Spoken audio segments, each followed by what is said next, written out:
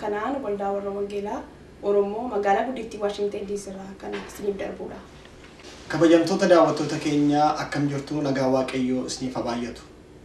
Ultumila maafi guddini jashani naajisee qobseera lubbuu mashani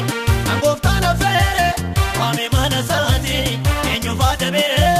wanta beera saati eenyu faata beere wanta beera saati eenyu faata beere wanta beera saati reegota keenya maalture taasa waan baay'ee beena waa'ee gotaasa reegota keenya maalture taasa waan baay'ee beena waa'ee olmaasa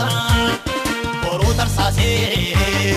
boojure taasee Yesuus waldiibeen biibee achi asbaa kan waaqayyoo jedhee hundumtoota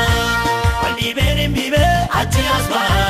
kan waaqayyoo jedhee hundumtoota.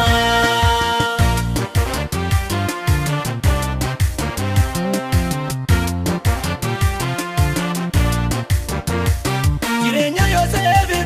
kakuun kakatame waan guddaa godheefi narraawwatame lolli bakkee dhufu eebba keenyan tuufu diinonni arguun jiru konfoonurraa hiifu diinonni arguun jiru konfoonurraa hiifu diinonni arguun jiru konfoonurraa hiifu reegota keenya maalture taasa waan baay'ee beena waa'ee gotaasa reegota keenya maalture taasa waan baay'ee beena waa'ee olmaasa boruu tarsaasee boojure taasee Yesuus waldiibeen biibee achi asbaa kan waaqayyoo jedhee hundumtoota waldiibeen biibee achi asbaa kan waaqayyoo jedhee hundumtoota.